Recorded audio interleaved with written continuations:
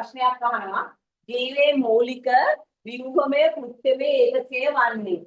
ඒතකොට අපේ පළවෙනි දෙවෙනි යුනිට් එකෙන් එනවා පළවෙනි යුනිට් එකෙන් එනවා මූලික ව්‍යුහමය කෘත්‍යමය ඒකකය. කොයිකද අපිට යන්නේ උත්තරේ? උත්තරේ කීයද? උත්තරේ කීයද අපිට? 3 නේද? තුන්වෙනි උත්තරේ. ඊළඟට. දැන් බලන්න ඊළඟට සමහර නියුක්ලියෝටයිඩ් ඊළඟට කියනවා නියුක්ලියෝටයිඩ් කියන්නේ ඩිऑක්සිරයිබෝනියුක්ලියෝටයිඩ්, රයිබෝනියුක්ලියෝටයිඩ්, ATP, NAD+, NADP+, FAD තමයි නියුක්ලියෝටයිඩ්. එතකොට ඒ සමහර නියුක්ලියෝටයිඩ් වල හෙක්සෝස සීනි කාබනික සහසාධක එන්සයිම ඔක්සිජන් වාහක ඊළඟට ආහාර සංජිත. එතකොට මේ ඔක්කොම නියුක්ලියෝටයිඩ් සමහර නියුක්ලියෝටයිඩ් අහන්නේ ඔක්කොම නෙමෙයි. කීයටවත් හෙක්සෝස සීනි එකක් මේ නියුක්ලියෝටයිඩ් වල තියෙනවද? හෙක්සෝස සීනි එකක් එහෙම මොන නියුක්ලියෝටයිඩ් එකවත් හෙක්සෝස සීනි තියෙනවද? නැහැ. ඔක්කොම නියුක්ලියෝටයිඩ් වල තියෙන රයිබෝස්, ඩිऑක්සිරයිබෝස් විතරයි. ඩිऑක්සිරයිබෝස් තියෙන්නේ DNA නියුක්ලියෝටයිඩ් විතරයි. අනිත් ඔක්කොම නියුක්ලියෝටයිඩ් වල මොනවද තියෙන්නේ? රයිබෝස්. කාබනික සහසාධක ලෙස ක්‍රියා කරයි. කාබනික සහසාධක මොකද වචනේ? දැන් සමහර NAD+, NADP+, FAD.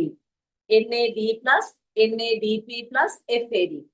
අපි සහසාධක පාඩම එන්සයිම් වල සහසාධක පාඩමක් තියෙනවනේ. ඒ සහසාධක පාඩමේදී කියනවා කාබනික සහසාධකයි අකාබනික අයනයි දෙකක් තියෙනවා. එතකොට කාබනික සහසාධක විදිහට ක්‍රියා කරනවා. ඒක හරි. දැන් එතකොට එන්සයිම් ලෙස ක්‍රියා කරන්නේ කීයටවත් එන්සයිම් ප්‍රෝටීන යන්නේ. එතකොට ඒක විදිහට ක්‍රියා කරන්නේ ඔක්සිජන් වාහක ඒකත් එච්චර හරියන්නේ නැහැ. ආහාර සංචිත ලෙස ක්‍රියා කරන්නේ නැහැනේ කීයටවත්. එතකොට එහෙමනම් අපිට උත්තරේ යන්නේ එතකොට අපිට මෙතන යන්නේ මොකක්ද? කාබනික සහසාධක ලෙස ක්‍රියා කරයි. හරි. හොඳයි. සිනෙත් හොඳයි. දැන් එතකොට ඔන්න මේ හෙක්සෝස සීනි. දැන් අපිට ඊළඟට මෙතන කියනවා අන්වීක්ෂ පිළිබඳ පහත සඳහන් ප්‍රකාශ අතුරෙන් නිවැරදි වන්නේ. අන්වීක්ෂ පිළිබඳ පහත සඳහන් ප්‍රකාශ අතුරෙන් නිවැරදි. දැන් කියවන්නකෝ බලන්න. දැන් අන්වීක්ෂ. දැන් ඊළඟට පිළිවෙලට අන්වීක්ෂ කියන කොටසට ආවා. දැන් කියවන්න අන්වීක්ෂ සම්බන්ධයෙන් වඩාත් නිවැරදි වන්නේ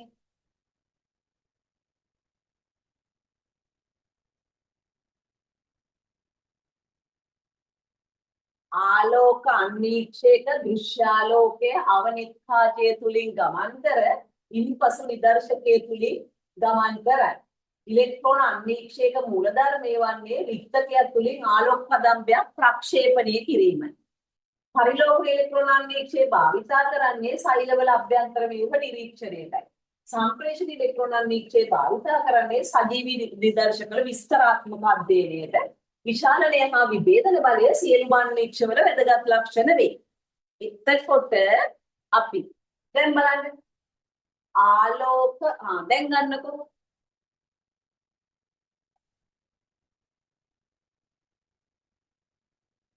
මොකද ස්ට්‍රක්චර් ලියන්න MCQ ගොඩාක් හොඳට කරලා පුරුද්ද තියෙන්න ඕනේ. රචනා ලියන්න ගොඩක් MCQ කරලා පුරුද්ද තියෙන්න ඕනේ. දැන් බලන්න ආලෝක අන්වීක්ෂයක දෘශ්‍ය ආලෝකය අවනෙත් කාචයෙන් ගමන් කරලා නිදර්ශකයේ තුලින් අවනෙත් කාචයෙන් දෘශ්‍යාලෝකයේ එනවා තමයි. ඉන්පසු නිදර්ශකයේ තුලින් නෑනේ අවනෙත් කාචය තුලින් ගියාට නිදර්ශකයේ තුලින් අවනෙත් කාචයෙන්. එතකොට ඒක වැරදි. ඉලෙක්ට්‍රෝන අන්වීක්ෂයක මූලධර්මය වන්නේ රික්තකයක් තුලින් ආලෝක කදම්බයක්. මොකද වැරදි? ඉලෙක්ට්‍රෝන කදම්බයක්. පරිලෝක ඉලෙක්ට්‍රෝන අන්වීක්ෂය භාවිතා කරන්නේ සෛලවල අභ්‍යන්තර ව්‍යුහය අධ්‍යයනය කිරීමෙන්. පරිලෝකන අපි දැන් අර සම්පත් පොතේ උඩ පහළ උඩ තියෙන්නේ සම්ප්‍රේෂණ පහළ තියෙන්නේ පරිලෝකන. එහෙම මතක තියාගන්න. එතකොට පරිලෝකන ඉලෙක්ට්‍රෝන අන්වීක්ෂය භාවිතා කරන්නේ සෛලවල අභ්‍යන්තර ව්‍යුහ මේවට නෙමෙයි. ඒක දෙන්නේ සම්ප්‍රේෂණ. සම්ප්‍රේෂණ ඉලෙක්ට්‍රෝන අන්වීක්ෂය භාවිතා කරන්නේ සජීවී නිදර්ශකවල සවිස්තරාත්මක අධ්‍යයනය. ඒකෙන් සජීවී නිදර්ශක බලන්න බෑ අජීවී. එතකොට විශාලනය හා විභේදන බලයේ සියලුම අන්වීක්ෂවල වැදගත් ලක්ෂණ වේ කියන එක හරි. දැන් මම ඔතනදී පොඩක් ආපහු පරණ පාඩම් ටිකක් අරගන්නවා. දැන් මෙන්න ඔයගලන්ට පින්තූර ටිකක් පේන්න ඇති. මේ පින්තූර ටික මොනවද? මේ තමයි මම කියන්න බලන්න ඔය පේන විදිහට මොකද්ද මේ පින්තූරේ කියලා? මොකද්ද මේ පින්තූරේ? පින්තූරේ මොකද්ද? වෛරස් අංශු. බැක්ටීරියා භක්ෂක වෛරසය. මේ බැක්ටීරියා වෛරසය භක්ෂක වෛරසය යම්කිසි පෘෂ්ඨයක් උඩ වැටිලා මේ බැක්ටීරියා භක්ෂක වෛරස කිහිපයක් පෘෂ්ඨයක් උඩ පතිත වෙලා පේනවා. හොඳද? මේ බැක්ටීරියා භක්ෂක වෛරසයේ මෙන්න DNA එකක් තියෙනවා. මෙන්න මේවා පාදස්ත පළක මෙන්න ඒව අර වලිග තන්තු පාදස්ත පළක මේ ඔක්කොම තියෙන බැක්ටීරියා භක්ෂක වෛරස්.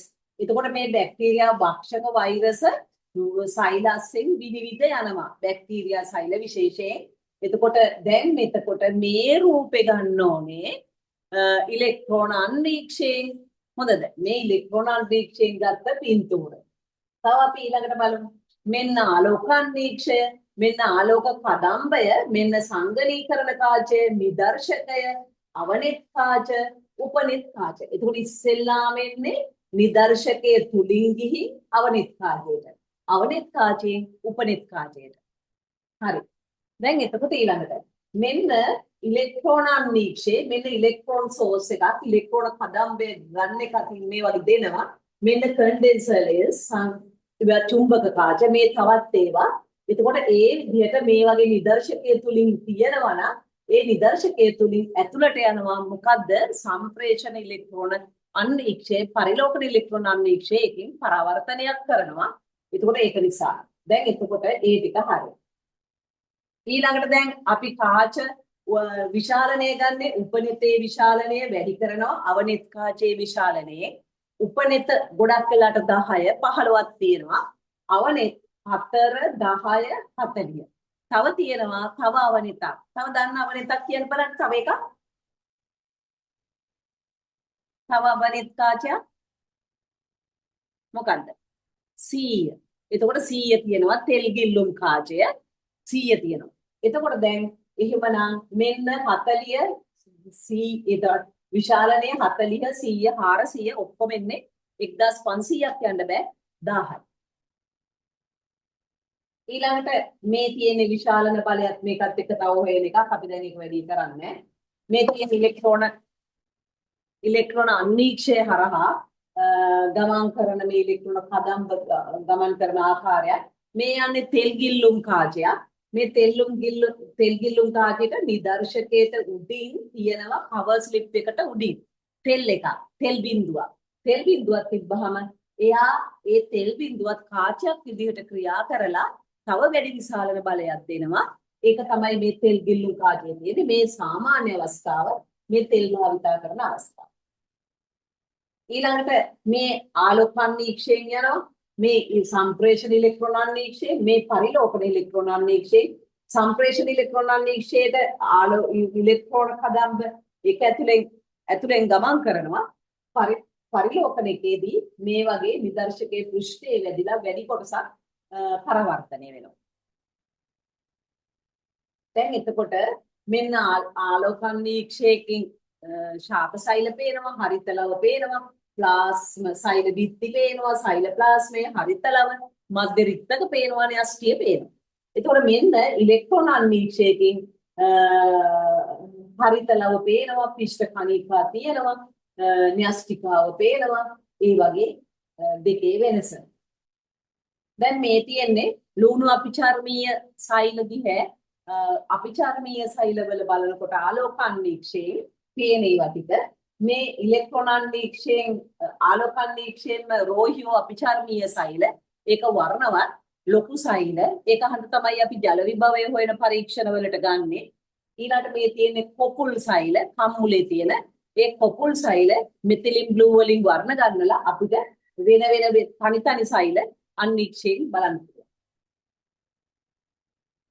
දැන් නිදර්ශකයක් වර්ණ ගන්නන්න ආලෝක අන්වීක්ෂයෙන් අපි භාවිතා කරනවා මෙතිලින් බ්ලූ තමයි යන්නේ ඇනිලින් සල්ෆේට් ගිය අවුරුද්දක ඇනිලින් සල්ෆේට් ගැන හෙව්වා ඇනිලින් සල්ෆේට් සෛලම වර්ණ ගන්නනවා මෙතිලින් බ්ලූ ක්‍රිස්ටල් වයලට් ඒ වගේ දේවල් භාවිතා කරනවා එතකොට ග්‍රැහම් වර්ණක භාවිතා කරනවා බැක්ටීරියා වගේ ඒවා වර්ණ ගන්නන්න ඊළඟට එතකොට අර ගොඩාක් වෙලාට බැක්ටීරියා වගේ දේවල් තමයි අපි වර්ණ ගන්නට වර්ණක භාවිතා කරන්නේ.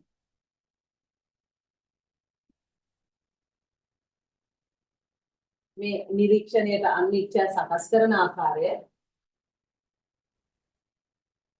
මේ අන්වීක්ෂයකින් බලලා අපි දන්නවනේ අන්තස්සෛල ප්ලාස්මීය සුප්‍රාණු නික්ෂේපණය කියලා එකක්. හොඳද? එතකොට ඒකෙදී මෙන්න ඩිම්බයක් එක්ක සුප්‍රාණුවක් සංසේචනය කරනවා අන්වීක්ෂයෙන් බලන්න. මේ තියෙන මධ්‍ය සූස්තරයක් ප්ලාස්ම බන්ධයක් අන්වීක්ෂයකින් පේන හැටි. මේ තියෙන්නේ චාල්ස් ඩාවින්ගේ ප්‍රඥාලේපිත අන්වීක්ෂය. මේ ප්‍රඥාලේපිත චාල්ස් ඩාවින්ගේ අන්වීක්ෂය. එතකොට ඊළඟට තව අන්වීක්ෂ වර්ග අපිට කතා කරනවා නම් මෙන්න තියෙනවා සම්ප්‍රේෂණ ඉලෙක්ට්‍රෝන අන්වීක්ෂය. සම්ප්‍රේෂණ ඉලෙක්ට්‍රෝන අන්වීක්ෂය විශාලයි. එතකොට ඔය වගේ ලොකු අන්වීක්ෂය ඊළඟට මේ ආලෝක අන්වීක්ෂය මේ තියෙන්නේ පරාග කණිකා පේන හැටි. මේ පරිලෝකන ඉලෙක්ට්‍රෝන අන්වීක්ෂය ඒවැ සෛලීන්ද්‍රිකා පෙනීම මේ අන්වීක්ෂ තුනේ වෙනස්කම් මේ අන්වීක්ෂ අතර ආලෝක අන්වීක්ෂ අතර වෙනස්කම් මේ පෙන්වන්නේ මේ තියෙන්නේ මොකද්ද මේ තියෙන්නේ පරිලෝකන ඉලෙක්ට්‍රෝන අන්වීක්ෂයකින් විවිධාකාර පරාග කණිකාවල මතුපිට ත්‍රිමාන පෘෂ්ඨය නිරීක්ෂණය කරන්න පුළුවන් ආකාරය මේ මතුපිට ත්‍රිමාන පෘෂ්ඨ පරිලෝකන ඉලෙක්ට්‍රෝන අන්වීක්ෂය ඉස්සෙල්ලාම අන්වීක්ෂයක් සරල කාච එකතු කරලා අන්වීක්ෂය නිෂ්පාදනය කරපු රොබර්ට් හුක් මේ රොබර්ට් හුක් අර මී වදේක කෝෂ වගේ වල්ක කෑල්ලක් පරීක්ෂා කරලා සෛලේ නම් කරන්න හේතුනේ යාගේ අන්වීක්ෂය මේ ඊට පස්සේ සෛල වාදය ඉදිරිපත් කරන්න මුල් වෙච්ච කට්ටිය ස්ලයිඩන් ශ්වාන් වර්චෝ ස්ලයිඩන් කිව්වේ මොකද්ද සියලුම ශාක පටක සෛල වලින් හැදෙනවා සත්ත්ව පටක සෛල වලින් හැදෙනවා ඊළඟට සෛල කලින් පැවති සෛල විභාජනය වෙලා හැදෙනවා කිව්වේ කවුද වර්චෝ මේ බලන්න මේ තියෙන්නේ ඊළඟට ආයි 1600 ගණන් වල 500 ගණන් වල මේ ඇන්ටන් වෑන් ලීවන්හුක් එයා තමයි සුදුජීවීන් මුල් නිරීක්ෂණය කළේ අන්වීක්ෂයකින් බලලා මේ එයාගේ මුල්ම සරල අන්වීක්ෂය එතකොට එයා ඒ අන්වීක්ෂය දිහා බලලා රූප සටහන් නැන්දා මේ එයා ඇඳපු රූප සටහන් මේ බැක්ටීරියාවක් මේ තියෙන ඒවත් බැක්ටීරියා එතකොට මේ වගේ මේ හැඩ එයා අන්වීක්ෂයෙන් සුදුජීවී නිරීක්ෂණය කරලා යුග්ලිනා නිරීක්ෂණය කළා බැක්ටීරියා නිරීක්ෂණය කරලා ඒවා ඇඳපු රූප සටහන්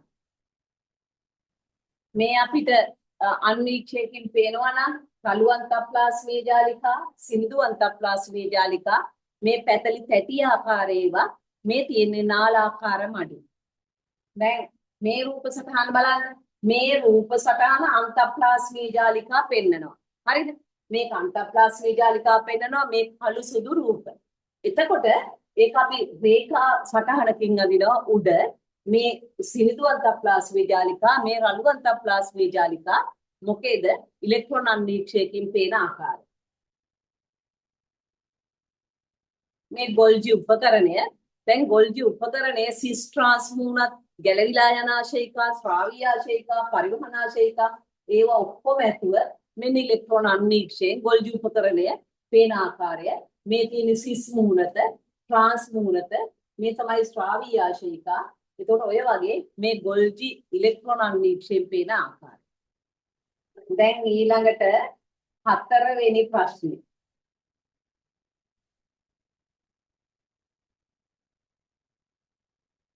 නෑ 4 වෙනි ප්‍රශ්නේ. දැන් කියවන්න 4 වෙනි ප්‍රශ්නේ. දැන් බලන්න එතකොට සෛල සැකිල්ලේ ශුද්‍ර නාලිකා තැනී ඇත්තේ ඇක්ටින් වලින් කෙරටින් නොමැත. ඉන්ද්‍රිකාවල චලනය සඳහා ශුද්‍ර නාලිකා සහභාගී වේ. ඊළඟට ශුද්‍ර සූත්‍රිකා සෛල විභාජනයේදී වර්ණදේහවල චලනය සඳහා සහභාගී වේ. අතරමැද සූත්‍රිකා සෛලයෙන් ද්‍රව්‍ය ස්‍රාවය කිරීම සඳහා අවශ්‍ය මාර්ගය සපයයි. එතකොට එහෙම අහනකොට දැන් ශුද්‍ර නාලිකා තැනී ඇත්තේ ඇක්ටින් වලින්. මොකද ප්‍රශ්නේ? ශුද්‍ර නාලිකා තැනී ඇත්තේ ඇක්ටින් වලින්ද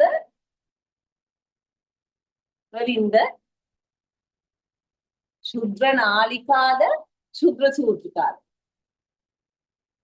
ඇක්ටින් වලින් තැනෙන්නේ ශුද්‍ර නාලිකාද ශුද්‍ර සූත්‍රිකාද?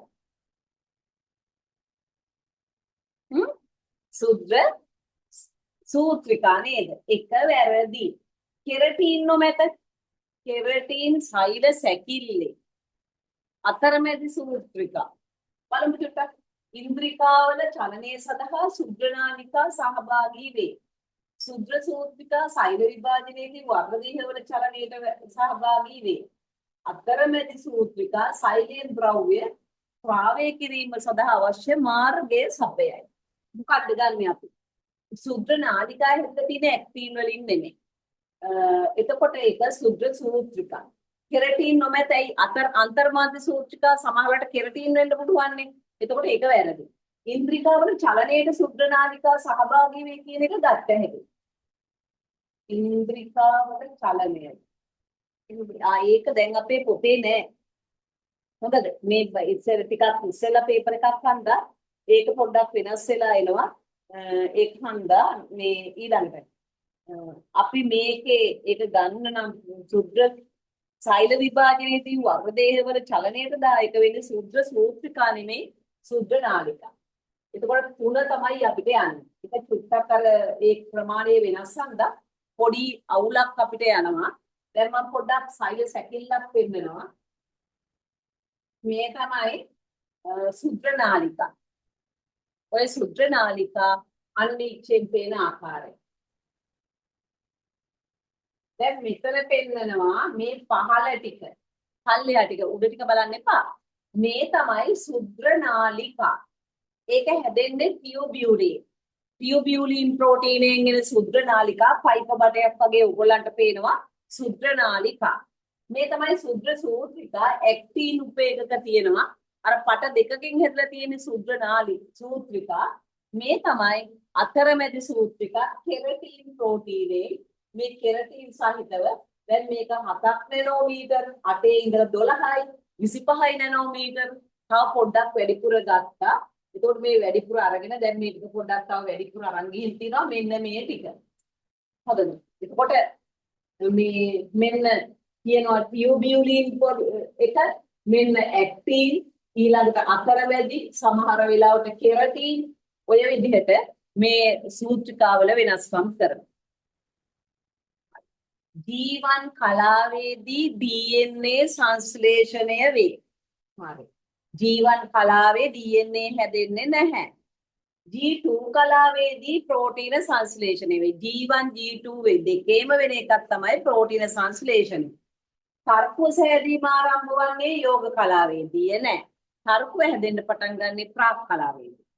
ක්‍රොමැටින් තන්තු වල ඝනවීම සිදුවන්නේ S කලාවේදී නෑ ප්‍රාක් කලාවේදී. සෛලප්ලාස්මේ බෙදෙන්නේ වියෝග කලාවේදී. පටන් ගන්නවා අන්ත කලාව ඉවර වෙලා සෛලප්ලාස් විභාජනය. මේ තමයි සාමාන්‍යයෙන් අන්තර් කලාවේ තියෙන සෛලයක අන්තර් කලාවෙන් ඇවිල්ලා ප්‍රාක් කලාවට එනකොට ප්‍රාක් කලාවේ වර්ණ දෙහ ඝන වෙලා පේන ආකාරය. ඊළඟට මේ තමයි වර්ණ දේහයක ස්වරූපය. වර්ණ දේහය ඉලෙක්ට්‍රෝන අන්වීක්ෂයකින් පේන ආකාරය ඔය විදිහට. මේ තියෙන්නේ අණුවකට විභාජනයේදී තියෙන වර්ධේහාංශ දෙකක් වෙනවා. ඒ මොකේදීද වර්ධේහාංශ දෙක හැදෙන්නේ S වලදී. ඊට පස්සේ සෛල විභාජනයේදී මේ දෙක දෙකකට වෙන් වෙලා යනවා. මේ පෙන්වන්නේ මොන කලාවද මේ? යෝග කලාව. යෝග කලාවේ මේ යෝග කලා තලයේ වර්ධේහ පිළියෙල වෙනවා. මේ ඒක අන්වීක්ෂයෙන් දකිනකොට යෝග කලා තලයේ වර්ධේහ පිළියෙල වෙනවා.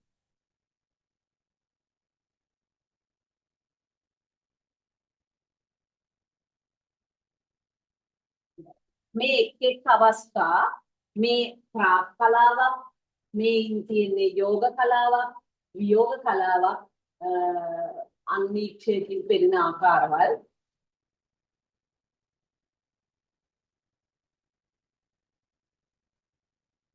දැන් උඩ තියෙන්නේ මොකක්ද මේ තියෙන්නේ සෛල ප්ලාස්ම විභාජනය එතකොට ඒකේ ભેදන ඇලියක් හැදෙන්නේ සත්ත්ව සෛලවල මේ ඊළඟට සෛල තලයක් හැදෙනවා ශාක සෛලවල. එතකොට ශාක සෛලවල සෛල තලයේ හැදෙන්නේ මොන ඉන්ද්‍රිකාව දායක වෙලාද කවුද සෛල තලයේ හැදෙන්න දායක වෙන්නේ? සෛල තලයේ හැදෙන්න දායක වෙන්නේ කවුද? ගොල්ජි උපකරණ.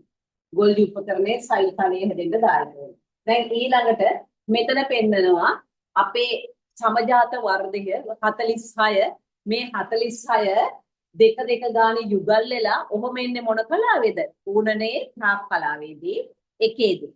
ඊට පස්සේ මේ වර්ධයේ සංඛ්‍යාව 46 අලිංග වර්ධය වල එකක් වැඩි වෙන්න පුළුවන් අවස්ථාවක් 47ක් වෙන්න පුළුවන් අවස්ථාවක් සින්ඩ්‍රෝම් එකක්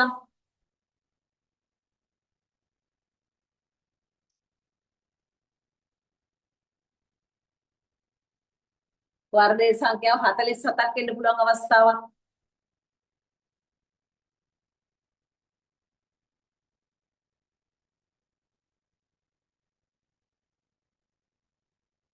તો අලිංග වර්ධයේ සංඛ්‍යාව 47ක් වෙන්න පුළුවන් අවස්ථාවක් එකක් වැඩි වෙන්න පුළුවන් අවස්ථාවක් මුළු වර්ධයේ සංඛ්‍යාව 47ක් වෙන්න පුළුවන් අවස්ථාවක් එතකොට මොකක්ද 21 ත්‍රිදේහතාව මොන සින්ඩ්‍රෝම් එකද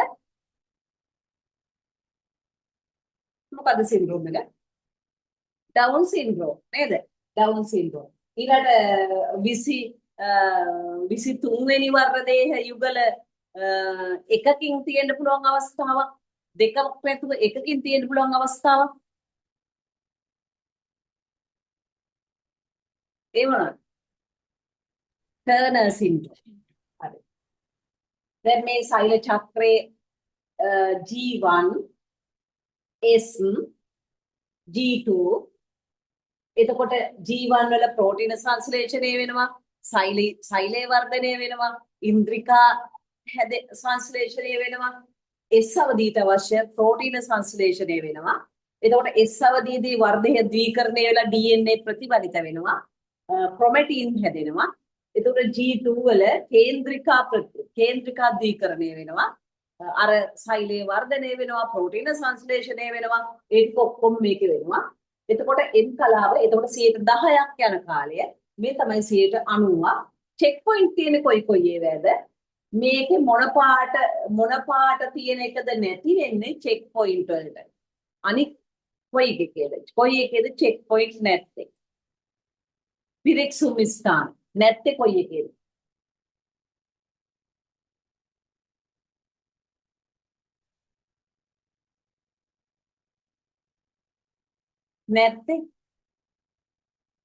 නැත්තේ කොයි එකේද S වල නේද හරි මේ S වල තමයි චෙක් පොයින්ට් එකක් නැත්තේ මේකත් ඒ විභාජන අවස්ථාවයි දැන් G1 සෛල වර්ධනය S DNA ප්‍රතිවලිත වීම G2 අනෝනනය සඳහා සූදානම් වීම ඊළඟට ප්‍රාක් පෙරයෝග යෝග වියෝග අන්තකලා හා සෛල ප්‍රාස විභාජනය සෛල විභාජන කලාව දැන් මේ කලාව මොකද්ද කියලා බලන්න කියන්නේ මේ කලාව මොකද්ද වියෝග කලාව හරි මොකද්ද බුලෙට් වල කියලා මොකේද? මොනවද? ඌනනය එක වියෝග කලාව. ඌනනේ එක වියෝග කලාව. මෙන්න කයිනට කෝනාලිකා, මෙන්න කයිනට නෝරනාලිකා, මෙන්න කේන්ද්‍රිකාව, මේ තුරුව. එතකොට මේ ඔක්කොම ටික එකතු වුනහම තර්කුව. එතකොට ওই විදිහට තියෙනවා.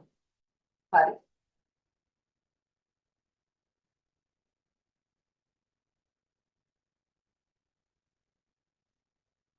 මේ තියෙන්නේ විභාජනයේ අවස්ථා ටික. එතකොට මෙන්න මේ අවස්ථාව. මේ මොකක්ද ওই ටිකට අපි කියන්නේ? මෙන්න මේක බලන්න. මේ තියෙන්නේ සමජාත වර්ධන යුගලණය වෙලා. එතකොට මේ වර්ණ දේහාංශ දෙක දැන් මෙතනින් මේ තියෙන්නේ මේ කළු පාටින් පෙන්වන්නේ. මේ කළු පාටින් පෙන්වන්නේ මොනවද? මේ කළු පාටින් පෙන්වන්නේ. කළු පාටින් පෙන්වන්නේ මොනවද? තේරෙන්නේ නැතිනේ කළු පාට ඔය. කළු පාටින් පෙන්වන්නේ මොනවද? මොකක්ද? ඒ තමයි කෙහෙසීන් ප්‍රෝටීන්. මේ කෙහෙසීන් මේ තමයි චිපලයික් ව්‍යුහය. එතකොට සමජාත වර්ධනය දෙක අතර චිපලයික් ව්‍යුහය මේ තියෙන්නේ. එතකොට මේක මොන කලාවද? මේ මොන කලාවද? ඔය මොකද්ද?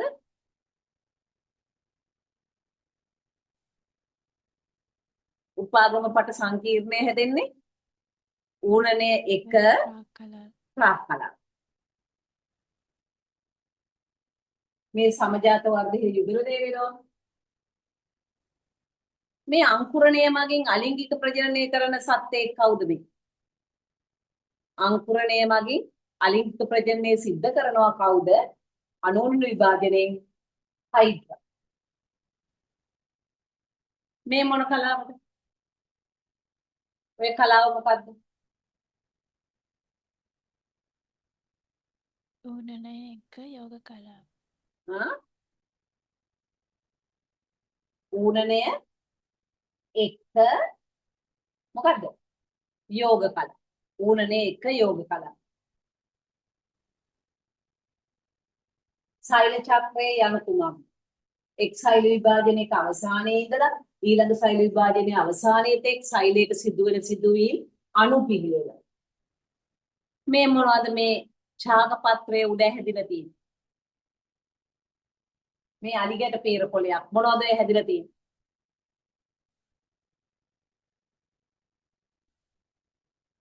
මොනවාද? මොනවාද? ගඩුනේ. ගඩු හැදෙන්න මොන ශාක වර්ධක ද්‍රව්‍යද බලපාන්නේ? ඔක්සින් සහ සයිටොකයින්. ඔක්සින් සයිටොකයින්. තව කවුරු ආසාදනයේද? ඔක්සින් සයිටොකයින් ඇරුණාම කවුරු ආසාදනය වෙනවද? දිලීර, මයිටාවන්, රුමීන්, බැක්ටීරියා ආසාදනය. මේ තමයි අනෝනන විභාජනය අපිට පරීක්ෂණයකදී අන්වීක්ෂකකින් බලන්න ඕනේ වුණාම අපි අනෝනනය හෝ ඕනනය බලාගන්නේ මොන පටක වලින්ද? මොකෙන්ද අපි අනෝනනය බලන්නේ? මොකෙන්ද අපි ඌනනය බලන්නේ? ලුණු මූලාග්‍රයේ අනෝනනය. ඔව්. හරි. කියන්නේ ඌනනය මේ තියෙන්නේ ට්‍රැඩිස්කෑන්තියා පරාගදානී හරස්කඩ. මේ තියෙන්නේ ට්‍රැඩිස්කෑන්තියා පරාගදානී හරස්කඩ. මොනවද ට්‍රැඩිස්කෑන්තියා? ප්‍රෝහියෝ. ට්‍රැඩිස්කෑන්තියා පරාගදානී හරස්කඩ. මේ පරාගදානී එක හරස්කඩ. එතකොට ඔය වගේ අපිට බලන්න පුළුවන්.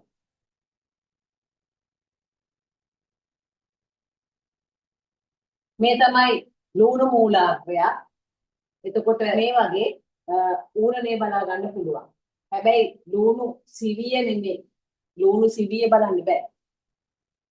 ඊළඟට මේ තමයි අපිට පාලනය කරන්න බැරි අනූනන විභාජනය නිසා හැදෙන මේ මොනවද? පිළිකා. එතකොට පිළිකා ස්ථානාන්තරණය මතක් වෙන්න ඕනේ. අර අර්බුද පිළිකා හා ගඩු. නේද? එතකොට නිරුපද්‍ර අර්බුද සෝපද්‍ර අර්බුද. හරි. ප්‍රශ්නේ කියවන්න.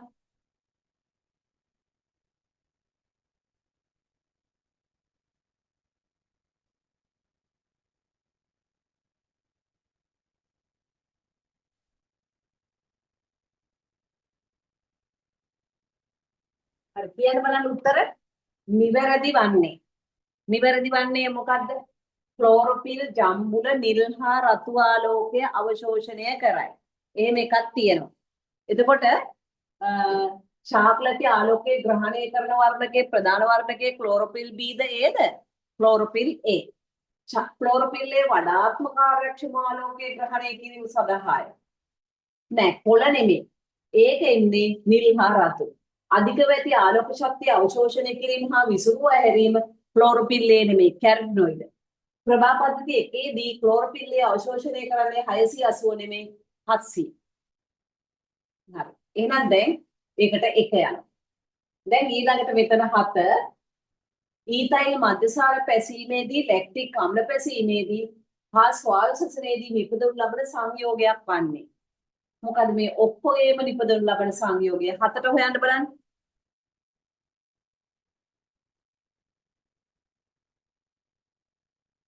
කොයිගෙත් කවුරුත් නිපදවන්නේ මොකද්ද? පයරුලේ. 5.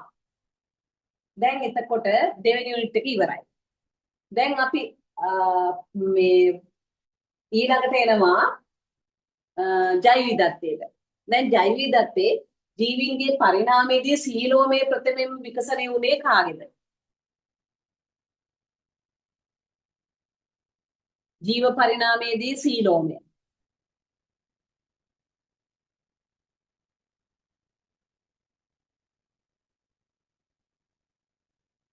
කාගේද විකසනය වුණේ? අපේ කවුද ඉන්නේ?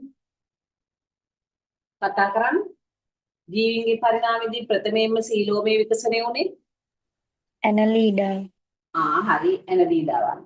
එතකොට ඊළඟට ඇනලීඩාවන්ගේ මෙන්ම ආක්‍රපෝඩාවන්ගේද දැකිය හැක්කේ කුමන ව්‍යුහයේද? දෙගොල්ලන්ගේම දකින්න පුළුවන් මොනවද?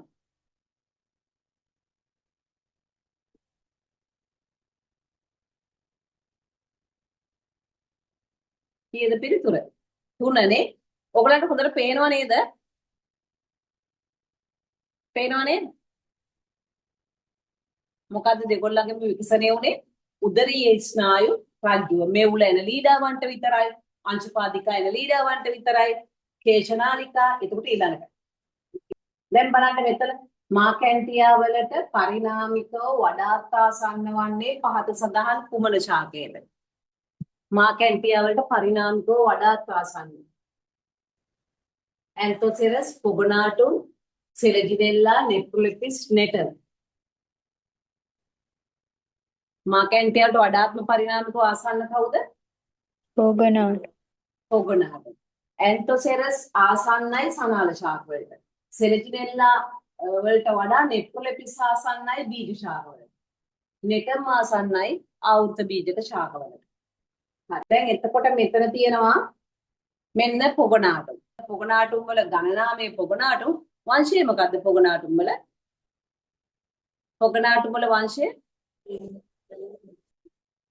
මොකද්ද? බ්‍රියෝෆයිටා. වෙරිෆයිඩ්. මේ ගොයාගේ ජීවන චක්‍රය. ඊළඟට සෙලජිනෙල්ලා ජීවන චක්‍රය. බීජාණු ශාකයේ ප්‍රමුඛයි. මෙන්න පත්‍ර දෙවර්ගයක් එනවා. කඳ පොළවට සමාන්තරයි. සංකේතුව මහා බීජාණුපත්‍ර, සුද්ධ බීජාණුපත්‍ර, මහා බීජාණුදානී, සුද්ධ බීජාණුදානී. ඊළඟට ජන්මාණු ශාකයේ ප්‍රභා සංශ්ලේෂකයි. ජන්මාණු ශාකයේ ජායා ජන්මාණු ශාකයේ ප්‍රභා සංශ්ලේෂකයි. පුංජන්මාණු ශාකයේ ප්‍රභා සංශ්ලේෂණය කරන්නේ නැහැ. ඔහොම ප්‍රශ්න අපිට අහනවා. මේ තියෙන්නේ නෙප්‍රොලිපිස් ජීවන චක්‍රය.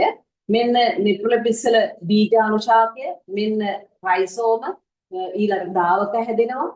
පත්‍රවල යටිපැත්තේ පත්‍රිකා යටිපැත්තේ සෝරස හැදෙනවා. මේ සෝරස වලින් එනවා බීජාණුදානී. ඒ බීජාණුදානී වල සම බීජාණු හැදෙනවා. උණනේ ඊට පස්සේ උණනේ වියලි කාලයේ ප්‍රරෝහණය වෙලා හෘදාකාර පළසක් හැදෙනවා. ඒක තමයි ජන්මාණු ශාකය. ඒක ගෘහීද ද්විගෘහීද? ඒක ගෘහීනේ සුක්‍රාණුදානි අණ්ඩාණුදානි දේවල් හැදෙනවා සංසේචනයේට බාහිර ජලය අවශ්‍යයි. එතකොට ඊළඟට හැදෙනවා සංසේචනයේ වෙලා බීජාණු ශාකයක්. මේ තමයි මේ මොනවද? පේන හැටියට. මේ පේන හැටියට මොනවද? Anthocerax. ඇන්තොසෙරස්. මේ ඇන්තොසෙරස් වල මේ පැත්ත මොනවද මේ? මේ තියෙන මොනවද? මේ හරිය. බීජාණුශාකය. මේ බීජාණුශාකය මේ බීජාණුදානිය උඩ මේ ජන්මාණුශාකය. එතකොට මේ බීජාණුශාකය ආසන්නයෙන් පරිණාමිකව සමාන වෙනවා සනාල ශාක වලට. ඇයි මේ බීජාණුශාකයේ කොළ පාටයි ප්‍රභා සංශ්ලේෂණය කරන නිසා. මේ තියෙන්නේ මොකද්ද? ඔය තියෙන්නේ නෙටම් වල මොකද්ද බීජාණු ඊළඟ එකට සමාන වෙන්නේ? නෙටම් වල වංශය මොකද්ද? නෙටම් වංශය. මොකද්ද වංශය? Neophyta. නීටෆයිටා. එතකොට මෙයා මොකද්ද මේ සමානකම මේ ආවෘත බීජක වලට 3ක් තියෙනවා. සමානකම් 3ක්. එකක් පත්‍රය සපුෂ්ප ශාක පත්‍ර වගේ. මේ බීජය ඵලයක් වගේ. සෛලමේ මොනවද තියෙන්නේ? සෛලමේ මොනවද තියෙන්නේ? වාහිනී ඒකද? වාහිනී ඒක. හරි. මේත් ඒකමයි. මේ සයිකඩෝපයිටා. මේ සයිකඩෝපයිටා වල තියෙන පුරාතන ලක්ෂණය මොකද්ද?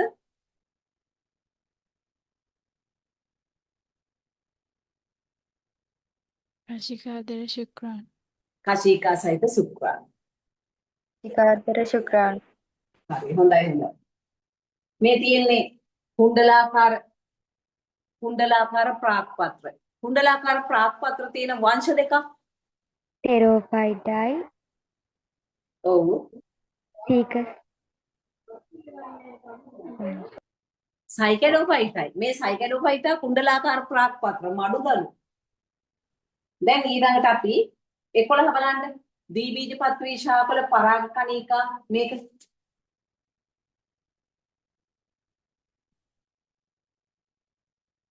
හරි ගන්න. 11 මොකක්ද? පරාග කණිකාවක් බවට විකසනය වන මහා බීජාණු නිපදවනු ලබන්නේ රේණු වල හදනවද මහා බීජාණු? සුද්ධ බීජාණු. පරාග කණිකාවක ජිද්‍ර දෙකයිද? 3යි. බීජ අණ්ඩක තුල පිහිටයි. හරිනේ? පරිපුෂ්පයේ තිබිය හැකි. ඒක බීජපත්‍රේ. කඳේ සනාල පලාප්ප විසිරී පවතී. ඒකත් ඒක බීජපත්‍රේ. පිළිතුර 3. ඊළඟට 12 ශාකවල අපචාර්මයේ පිළිබඳ ප්‍රකාශ අතුරෙන් නිවැරදි වන්නේ. අපචාර්මයේ සෛල ස්තර කීපයක් නෙමෙයි එකයි. ස්ථිර පටකයක් කියන ඒවා අපි පොඩක් ඕල්ඩ් සිලබස් එකක් වෙලා තියෙන්නේ. අපචාර්මයේ සෛලවල බහුසෛලීය නිරුම් නෙමෙයි මූලකේශ ඒකසෛලීය. ත්‍රිකෝම කියන්නේ විශේෂිත අපචාර්මීය සෛල. හරි. අපචාර්මීය සෛලවල සුබෙරින් තැන්පත් වෙන්නේ නැහැ. වල්ක සෛල හෝ අන්තස්චාර්මීය.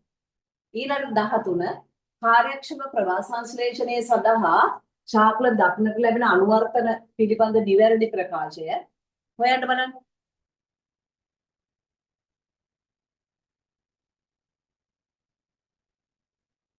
කීයද අපි ගන්න? දැන් බලන්න ශාකවල අතුබෙදී ඇත්තේ වායුගෝලයෙන් උපරිම CO2 ප්‍රමාණයක් ගන්න නෙමෙයි ආලෝකය. උපරිම ආලෝක ප්‍රමාණයක් සඳහා වියලි පරිසරවල වැඩෙන ශාකවල විශාල පත්‍ර නැහැ. ශුෂ්ක පරිසරවල මේ තමයි කුඩා පත්‍ර. වියලි පරිසරවල කුඩා පත්‍ර. සමහර ශාකවල පත්‍ර බොහෝ දුරට සිරස් ආකාරයට පිහිටා ඇත්තේ සිරස් කියන්නේ ආලෝකය අඩු කරගන්න. සමහර ශාකවල පත්‍ර තිරස් ලෙස දැක්සිය ඇත්තේ තීව්‍ර ආලෝකයෙන් වන හානි වැළැක්වීමට. තිරස් නෑනේ අඩු ආලෝකයේ වැඩි කරගන්න. යාබද ශාක මගින් ඇතිවන සෙවන වළක්වා ගැනීමට ශාක උස්සු වැඩි. පහ පිළිතුරට අපි යනවා. දැන් ඊළඟට කූටිකා විවෘත වීමේදී පාලක සෛල තුළට සෝඩියම් අයන සක්‍රිය ලෙස පරිවහණය කෙරේ. පාලක සෛල වල ශූන්‍යතා පීඩනය අඩු වේ. අදක් කූටික කුටීරයේ CO2 ප්‍රමාණය වැඩි වේ. පාලක සෛල වල ජල විභවය අඩු වේ. පාලක සෛල තුළට පොටෑසියම් අයන අක්‍රිය ලෙස පරිවහණය කෙරේ. කීයද උත්තරේ?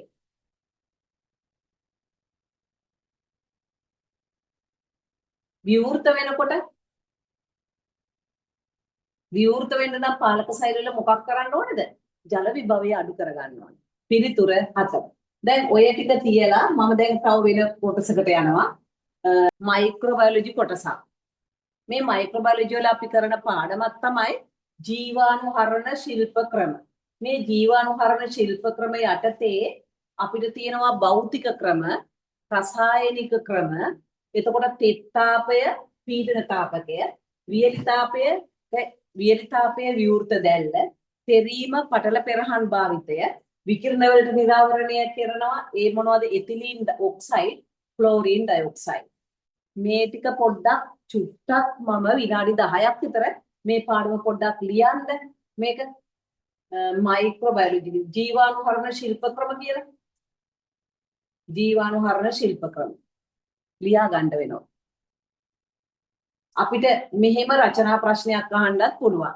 ජීවාණුහරණ ශිල්ප ක්‍රම. එතකොට මොනවද යන්නේ? භෞතික ක්‍රම තියෙනවා, රසායනික ක්‍රම තියෙනවා. මේ තමයි මේ විකිරණ වල එතිලීන් ඩයොක්සයිඩ්, ක්ලෝරින් ඩයොක්සයිඩ් කියන්නේ රසායනික ක්‍රම. එතකොට තෙත් තාපයට ගන්නේ පීඩන තාපකේ නැත්නම් පීඩන උඳුන. වියලිතාපයේ විවෘත දැල්ල, පෙරීම, පටල පෙරහන, විකිරණ වලට නිරාවරණය තියෙනවා. ඊට පස්සේ එතිලීන් ඩයොක්සයිඩ්, ක්ලෝරින් ඩයොක්සයිඩ් වෙනම රසායනික ක්‍රම කියලා ලියන්න. එතිලීන් ඩයොක්සයිඩ්, ක්ලෝරින් ඩයොක්සයිඩ්. හරි. දැන් එතකොට මේකේ වියලිතාප ජීවාණුහරණය ඒක බලන්න. වියලිතාප ජීවාණුහරණයට ගන්නවා විවෘත දැල්ල, ආමුකූලන කටුව නැත්නම් පුඩුව රක්ත තප්ත වෙනකල් අර බන්සර් 1000කේ දැල්ලට අල්ලනවා. ඒකට කියන්නේ කටුව. ආමුකූලන කටුවක් මගේ ළඟ තියෙනවා. මට අර ඉක්මනට පෙන්නන්න ඕනේ. මගේ දැන් පාඩම මෙතන ඉවර කරන හන්දා රක්ත තප්ත වෙන තුරු තමයි අල්ලන්නේ. එතකොට තාපයෙන් හානියට භාජනය නොවන ද්‍රව්‍ය රක්ත තප්ත වන තුරු බන්සර් දැල්ලට අල්ලන්න ඕනේ. තාපයෙන් හානියට භාජනය නොවන ද්‍රව්‍ය. සැත වීදුරු කූරු එතිල් මධ්‍යසාරයේ ගිල්වා මධ්‍යසාර ඉවත් වන තුරු බන්සර් දැල්ලට අල්ලන්න. එතකොට පොඩි පිහියක් සැතක් කියන්නේ පොඩි පිහියක් එතිල් මධ්‍යසාරයේ ගිල්ලලා වීදුරු කූරකුත් එහෙමයි. වීදුරු කූරකුත් ජීවාණු හරණය කරගන්නේ එතිල් මධ්‍යසාර ඇල්කොහොල් වල පොඩ්ඩක් ගිල්ලලා මධ්‍යසාර ඉවත් වෙන තුරු බන්සර් දැල්ලට අල්ලනවා. මම මේවා වෙනම පින්තූර ටිකක් පෙන්නනවා.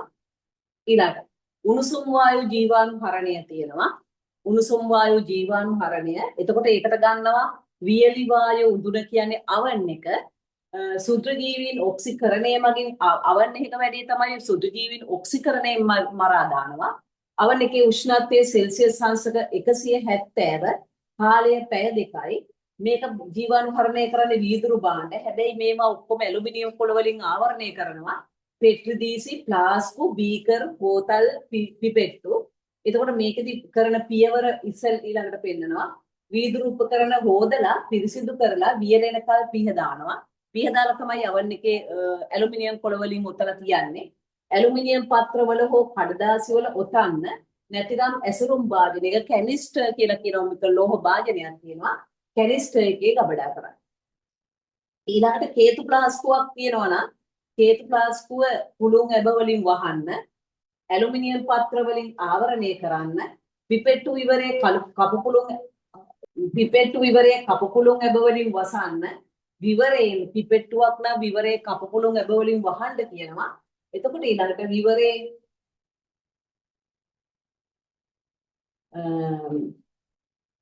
විවරයෙන් ඉවතට ඇති කප පුළුන් කෙදිති තුඩු බන්සර් දැල්ලෙන් පුළුස්සන්න.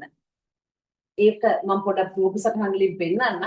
පිපෙට්ටු නම් ඇලුමිනියම් පත්‍ර වලින් හෝ කඩදාසි කොළ වලින් ඔතන්නේ. නැත්නම් ඇසුරුම් තුල ගබඩා කරන්න.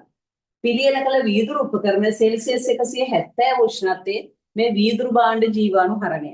වියලි උඳුන තුල තැන්පත් කර උඳුනේ දොර හොඳින් වසන්න.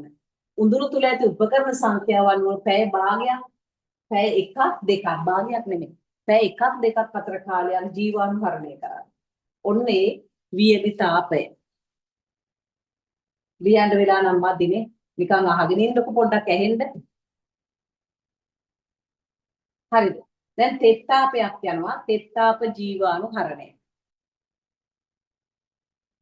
මේ තෙත්තාප ජීවාණු හරණයට අපි ගන්නේ අධික උෂ්ණත්වයේ පීඩනය යටතේ මේ ප්‍රෝටීන අස්වාභාවීකරණය කරනවා ඔටෝක්ලේව් එකක තම්බනවා. එතකොට මේකේ උපකරණය තමයි පීඩන තාපකය නැත්නම් ඔටෝක්ලේව්. උෂ්ණත්වයේ සෙල්සියස් 121යි වායු ගෝලීය එකක පීඩනය වර්ගංගලට රාත්තල් 15 ඉස්සර ඉඳන් මොහොම තමයි. කාලේ මිනිත්තු 15ක් හෝ 20ක් කුමාරේ වාෂ්පෙන් තම්බනවා. ගෙදරක තියෙන ප්‍රෙෂර් කුකරේ. ඊළඟට පියවර පිළියෙල කරගත් ද්‍රව රෝපණ මාධ්‍ය ජලය ෆ්ලාස්ක් තුලට දමා පීඩන තාපකය තුල තබන්න. ඊළඟට එනවා ෆ්ලාස්ක් විවර කපු පුළුන් ඇබ වලින් වසා ඇලුමිනියම් පත්‍ර වලින් ආවරණය කරන්න. දැන් අර එතකොට මේක ඇලුමිනියම් පත්‍ර වලින් ආවරණය කිරීම මේකෙත් කරනවා. කරකවා තද කරන වීදුරු බෝතල් වල ඇබ තරමක් මුරුල් කරන්න. පීඩනෝදුනේ පියන හොඳින් වසා කපාටේ වූතර කිරි බෝතලයක් උනත් පුළුවන්. බබේකට කිරි දෙන එකක් ජීවාණු හරණය කරන්න. කුමාලයේ නිදහස් වන විට පීඩන කුඳුරේ කපාටේ වසන්න. ඊළඟට කාලයේ මිනිත්තු 15ක් 20ක් පමණ ජීවාණු හරණය කරන්න. තව එකක් තියෙනවා පටල පෙරහන. මේ පටල පෙරහන් උපකරණ භාවිතය. පටල පෙරහන් උපකරණයේ කොටස ප්‍රථමයෙන් ජීවාණු හරණය කරන්න. පටල පෙරහන් භාවිතයෙන් කරන්නේ එන්සයිම රුධිරය වගේ දේවල්. තරල පෙරා ගන්න. පෙරාගත් තරලේ ජීවාණු හරිත බෝතලයකට දමන්න. මේවට ගන්න තාප සංවේදී එන්සයිම ප්‍රතිජීවක විටමින් එන්න ද්‍රාවණ. එතකොට තව අපිට තියෙනවා සරල රෝපණ මාධ්‍යයක් පිටිය කිරීම, පෝෂේගා, ඒකට ගන්න જાති, අර්ථාපල් ඩෙක්ස්ට්‍රෝසේගා. හරිද? එතකොට ඔන්න ඔය ටික. මේ තමයි මොකක්ද භස්මීකරණය. හෝරණූක දබල ආරෝග්‍යශාලා උපකරණ පුච්චල දාන එක. ඒ තමයි භස්මීකරණය. මේ තමයි පටල පෙරහන. මේ පටල පෙරහනකින් පෙරනවා එන්න ද්‍රාවණ, විටමින්, ඖෂධ ඒවා. එතකොට මේ තමයි පැස්ටරීකරණය කරන ආකාරය. කිරි, බියර් වගේ දේවල්, බෝතල්. එතකොට මේ වගේ දේවල් පැස්ටරීකරණය එකක්. දැන් අපි අද පාඩම මෙතනින් පොඩ්ඩක් අවසන් කරනවා. මේ දවස්වල අපි ඔහොම පොඩ පාඩම් ටිකක් වැඩි වෙලා යක් නැතුව කරගෙන යමු. හරි. දැන් එතකොට ඔයගොල්ලන්ට එහෙනම් ආයිබෝවන්.